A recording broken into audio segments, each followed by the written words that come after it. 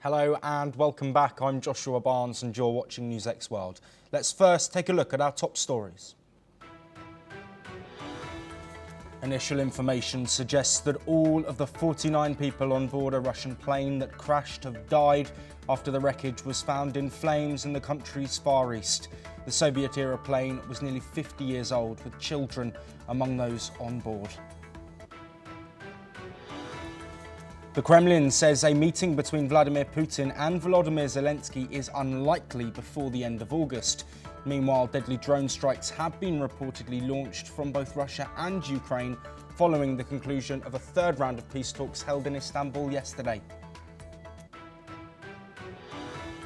Meanwhile, North Korean leader Kim Jong-un has urged troops to prepare for real war amid his country's ongoing involvement in the Russia-Ukraine conflict. Tens of thousands of troops and weapons have been sent to assist Russia on the front lines. Israel says it is assessing a response from Hamas on the recent ceasefire proposal amid continued military action in Gaza.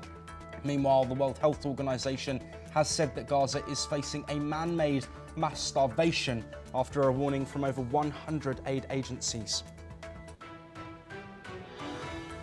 China is urging both Thailand and Cambodia to resolve their differences through dialogue as fresh border clashes lead to multiple deaths. Both nations' militaries exchange fire at the disputed border, which Thailand has completely closed amidst rising tensions. Chinese President Xi Jinping has met with top EU chiefs in Beijing, kicking off a summit set to be dominated by trade and ongoing conflicts. China is seeking closer ties with the EU amid global trade tensions. The White House has slammed a new claim made in the US media relating to the relationship between President Donald Trump and late convicted sex offender Jeffrey Epstein, calling it fake news. The claim says Trump knew his name was in the case files on Epstein amid pressure for them to be released from supporters and opposition.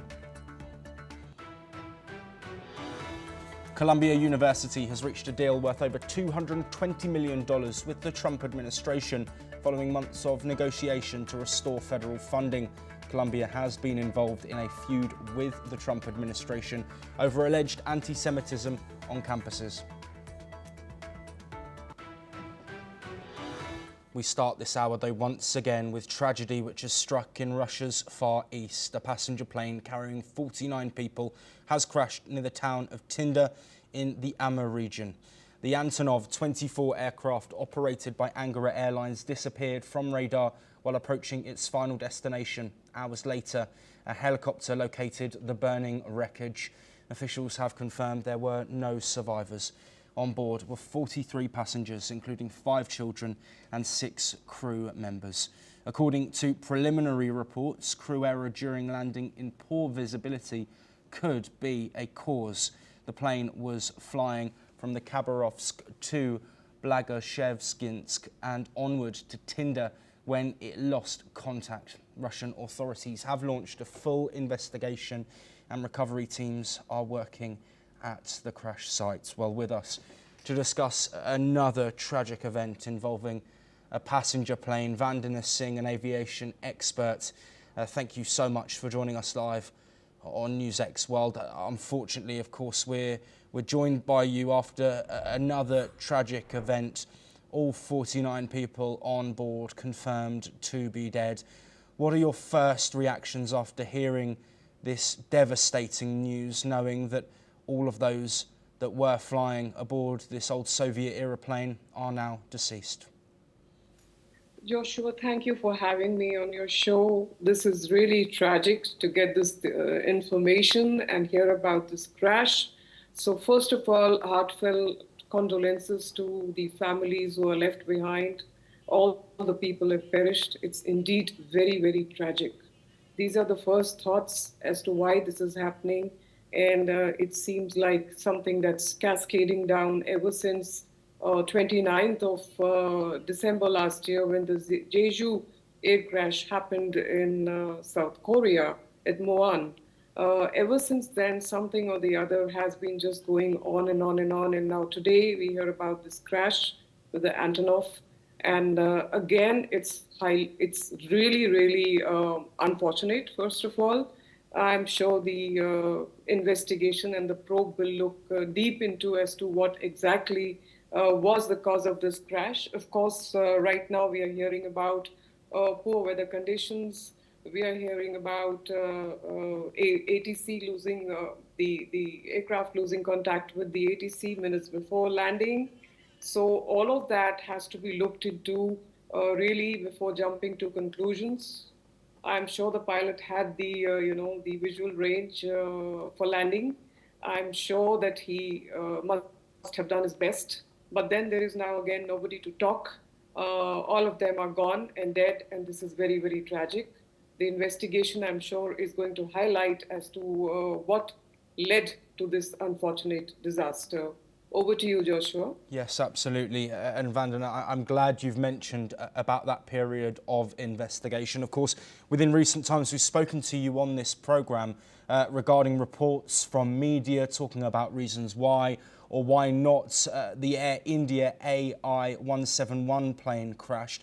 And of course, I just urge caution when looking at reports, because a thorough investigation will take place, and we do expect there to be a preliminary report into this devastating tragedy.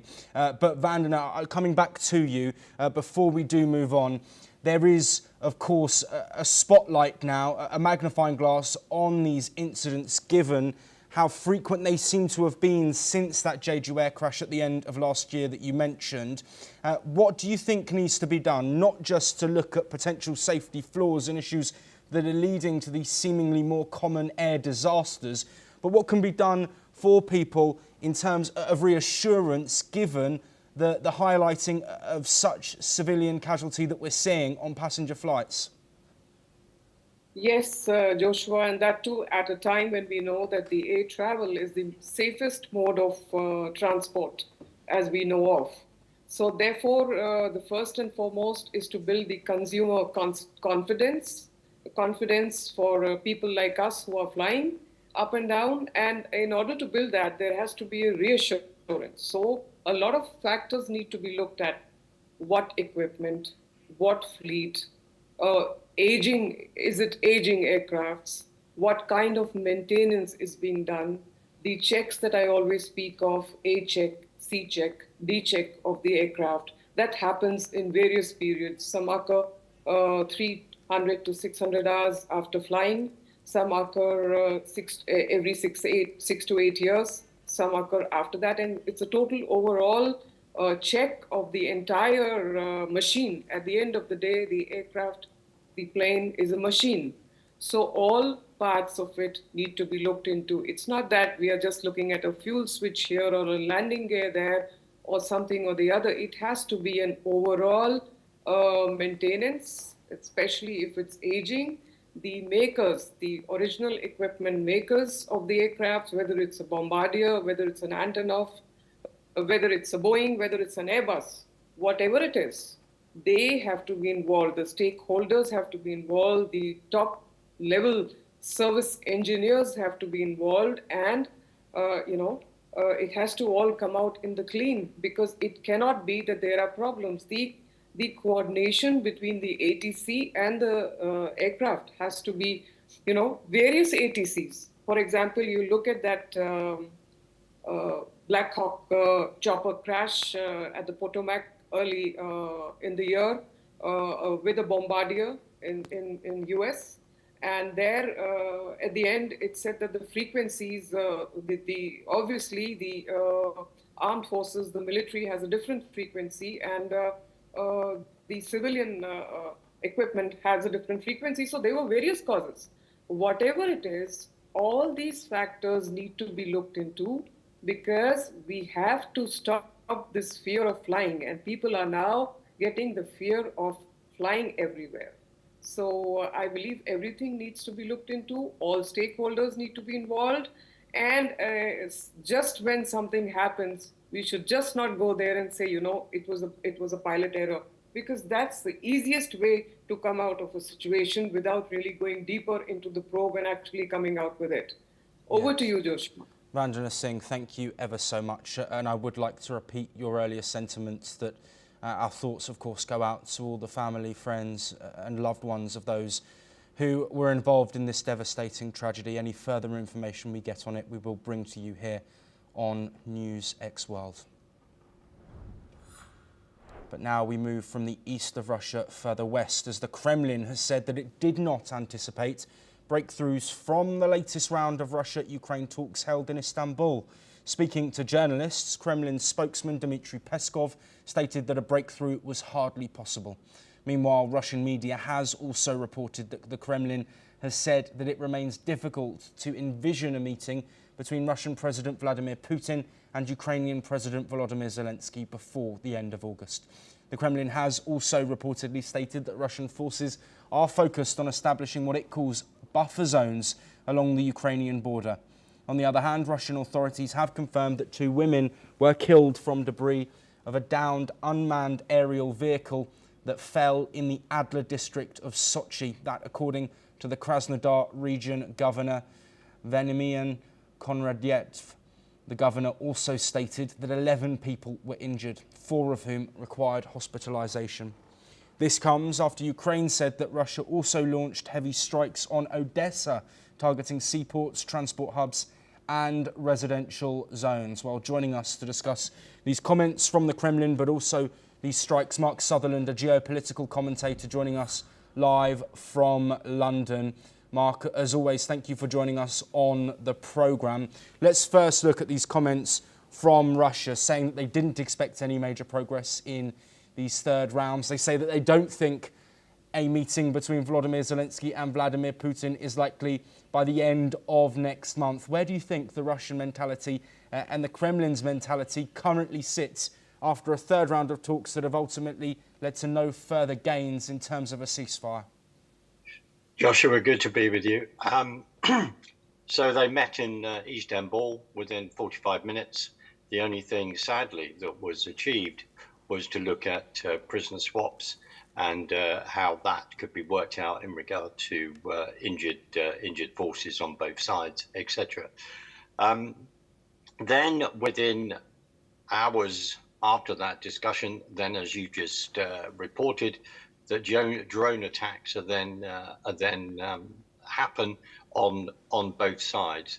Then they're turning around and saying, well, hopefully, we can meet in August, and then Russia are saying no. We have got to get these people to the table longer than 45 minutes to actually end this conflict. Now, there is brinkmanship potentially going on both sides, because as we've said before, discussed before, the Americans are then saying to Zelensky, we will, the Ukraine, NATO, you can buy these arms, hand them over to the Ukrainians in regard to defending themselves against Russian aggression.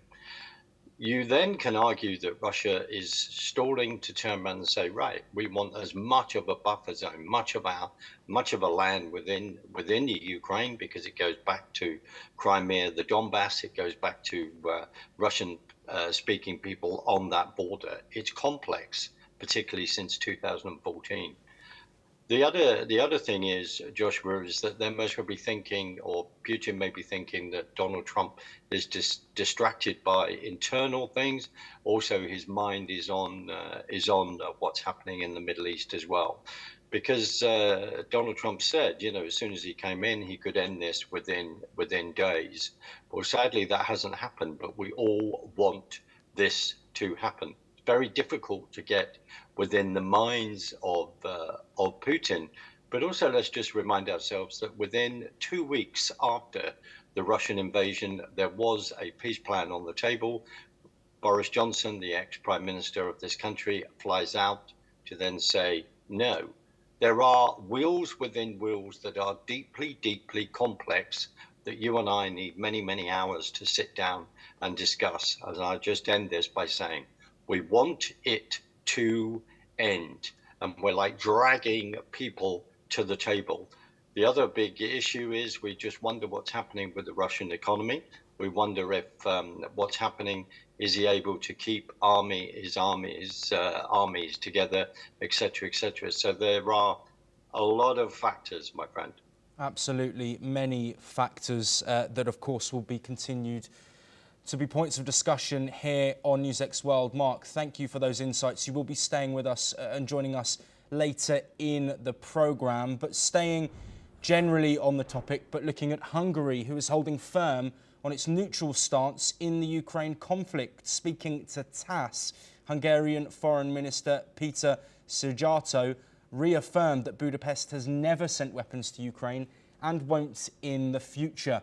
He stressed Hungary's priority is staying out of the war and avoiding entanglement in NATO's military efforts. Szijjártó also made it clear that Hungary will not fund any weapons for Ukraine, even as US President Donald Trump calls on Europe to cover Ukraine's military cost. Meanwhile, Budapest is preparing for a possible EU ban on Russian gas by seeking alternative deals with Russian energy firms to secure its supply. Looking ahead, Szijjártó emphasised that peace in Ukraine can only come through a US-Russia agreement. He welcomed dialogue between Presidents Trump and Putin, saying that such high-level talks are essential for global and regional stability. Well, joining us to discuss this in further detail, my colleague, anchor and correspondent Asuma Kotoka, joining us live from the NewsX World newsroom. Asuma, comments here from a country, of course, parts of Europe, but wanting to stay neutral. What more can you tell us?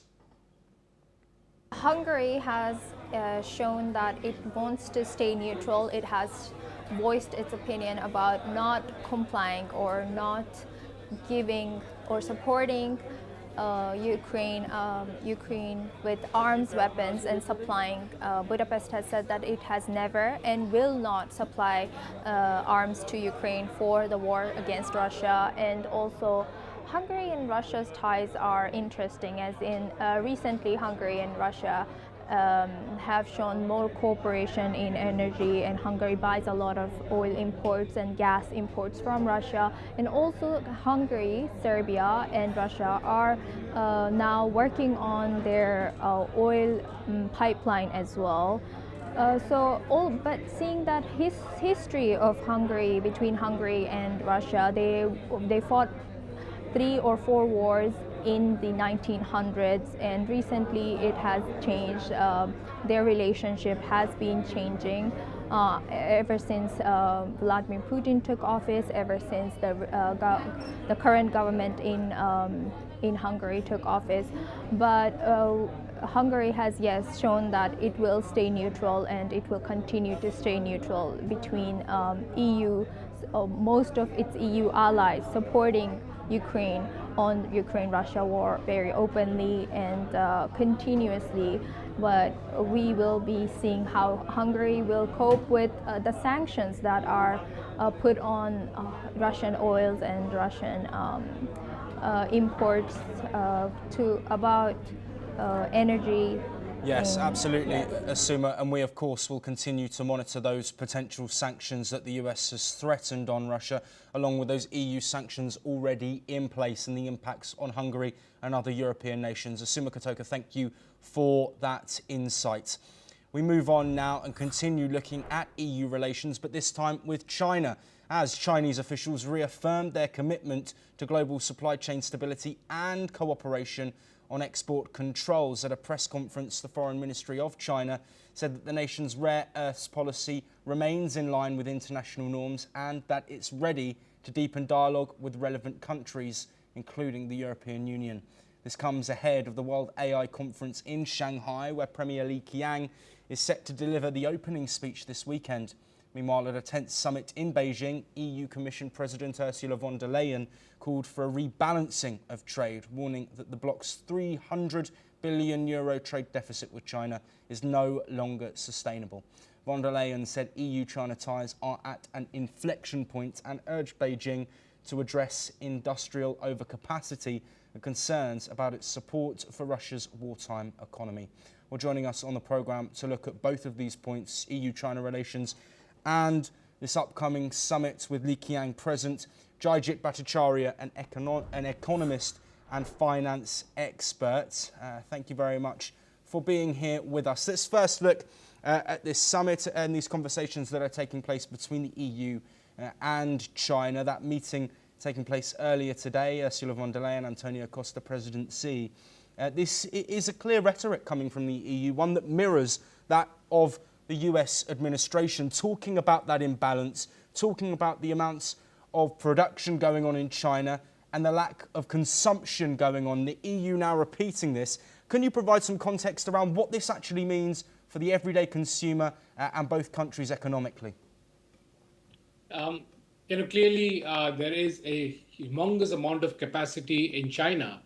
And what has happened post-COVID is a realization that China could weaponize that capacity because China cut off that capacity access to the rest of the world during COVID. In fact, even factories that were owned by non-Chinese, such as the Europeans and the Americans, the Chinese government stopped the upliftment of those outputs to countries outside of China. That was blockaded. And therefore, there is a significant concern around that, which is why the US took the lead in creating what is called the Indo-Pacific Economic Framework to be able to create resilient supply chains. Now, this current conversation between the EU and China is going to possibly lead to some assonance because if not China, then where is the question? How can you quickly relocate capacities from China to outside? These are question marks given the larger disruption in trade that is happening, which is hurting everyone, including China. Also, one of the side effects of this phenomena where people are not buying from China, and by people I mean EU and the US, is that the excess capacity is being dumped in economies such as India, which is decimating the domestic capacities. And therefore, even though the consumers may be getting some of the goods at a smaller price, at a lower price, but that's a short-term effect. In the longer term, it'll come back to bite us the same way that China played around with antibiotics, with penicillin G, where they dropped the prices till the time the domestic capacities were removed, and then the prices came back much more than what they were earlier. So that's the repercussion that economies such as India and others will be facing. And therefore, it's perhaps in everyone's interest that we stitch back the trade regime that existed, and therefore the EU-China trade negotiations and discussions are very, very important. Yes, absolutely. And those discussions are continuing.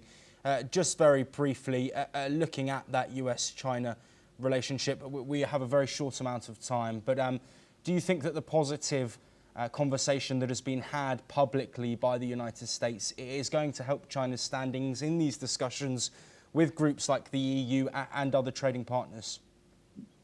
Well, even the US-China discussions were quite complex because at the end of the day, it was US which blinked first in terms of who has a higher capacity to withstand the economic pain. But what came out of the US-China negotiations was also the fact that there is significant tariffs now on all of Chinese products landing in the US market. And therefore, China would like to diversify and have greater access to the EU market as a hedge against the US market, which seems to be a little fickle in terms of the ability to access that market. And therefore, the US-China agreement will have a long shadow on the EU-China discussions that's going on. Yes, Jayjit Bhattacharya, thank you ever so much for joining us and providing that insight, something we will continue to monitor as trade tensions come closer towards that 1st of August deadline, and discussions amongst other trade partners, not including the US, continue to take place. But talking of the US, let's now head over to North America, and a political firestorm is brewing in Washington as the White House accuses the Obama administration of manipulating intelligence to undermine Donald Trump's 2016 election victory. Director of National Intelligence Tulsi Gabbard, in a joint press briefing with Press Secretary Caroline Leavitt, revealed what she called irrefutable evidence showing that top Obama-era officials deliberately crafted a false intelligence assessment about Russian interference based on discredited sources like the Steele dossier. Gabbard called the actions a treasonous conspiracy and claimed they amounted to a years-long coup to reverse the will of American voters. According to a newly declassified House Intel report, these officials overrode earlier findings and pushed an altered narrative post-election. Let's have a listen now to those comments by Tulsi Gabbard and Caroline Levitt. There is irrefutable evidence that detail how President Obama and his national security team directed the creation of an intelligence community assessment that they knew was false. They knew it would promote this contrived narrative that Russia interfered in the 2016 election to help President Trump win, selling it to the American people as though it were true. It wasn't. The report that we released today shows in great detail how they carried this out. That former President Barack Obama and top aides in the Obama administration conspired to subvert President Trump's 2016 election victory and undermine the democratic will of the American people. While publicly pretending to engage in a peaceful transfer of power, in private, former President Obama went to great and nefarious lengths to try to sow discord among the public and sabotage his successor, President Trump. There is a lot of irony, especially for the party of the Democrat Party, who claims to be for democracy. We often heard throughout the 2024 campaign they were calling this president a threat to democracy. And now I think the declassification of all of these documents proves that they were indeed the true threat to democracy. And as I said repeatedly today, there needs to be justice and accountability. Well, once again, we are joined by Mark Sutherland, geopolitical commentator, joining us live from London. Mark, thank you for staying on the programme. We don't have too much longer left, but I just want to get your thoughts on these statements. There was, of course, in 2017, a review into this alleged Russian interference in the election, which Marco Rubio was part of as well. And interesting findings there. Those comments from Tulsi Gabbard and Caroline Levitt making a clear agenda here. What are your thoughts on that? Joshua, hi. But the bottom line is that many people have talked about two wings of the same bird between the Republicans and the Democrats. That was the pre-discussion that was happening in 2016 as we were leading up to that election. President Trump now then said from Trump Tower in New York that he alluded to the fact that he is being spied on. And then, of course, we had Russia. We have to remember Hillary Clinton smashing up her Blackberries, having 35,000 plus emails outside any State Department control, but privately in servers in New York and in other places. I think she had 3 places. This has been ongoing, and of course we've had Clapper, Brennan and co. There were 30 signatures saying that the Hunter Biden laptop is a complete fallacy and all this. The 3-letter agencies that are too powerful step over many lines in regard to what has recently happened within American political history. There is so much to say, and as you say, we don't have time, but it is real. It is real of how people manipulate things. Just quickly, when after Susan Rice is sent out to then talk about Benghazi, to say, oh no, this is not happening, and going on TV to actually move the needle, move the narrative in regard to geopolitical actions that were happening under the Obama administration at that point. This is all extremely real. The number one thing is to get all the truth out there, everything on the table, so people can draw their own conclusions or have their conclusions affirmed. The key thing is yes, that within the constitutional republic, people vote, and they vote to put someone in the White House, and they expect them to have actions, not to have other sources overthrow their democratic voting means. Absolutely, Mark. I'm just looking for a very brief answer. Should American citizens trust American politics? Josh, we can all say that, and that is part of the smoke and mirrors. To be honest, you and I don't have a time to discuss the Fabian or communist antics, but that's partly it. Is to get the citizens to be to be completely and utterly fed up with their particular systems, and then other people that are nefarious are able to come in and then change that. The number one thing is to seek the truth constantly and to speak that out. Mark Sutherland, thank you ever so much for your time and for discussing both of those topics with us. We now quickly look at India's Prime Minister Narendra Modi, who is signing the landmark India-UK Free Trade Agreement. This agreement is expected to double bilateral trade from the current $60 billion to $120 billion by 2030. The FTA will bring significant benefits to India's services sector by creating opportunities in information technology, and it enables services, financial services, professional services such as management consultancy, architectural and engineering, as well as other business services.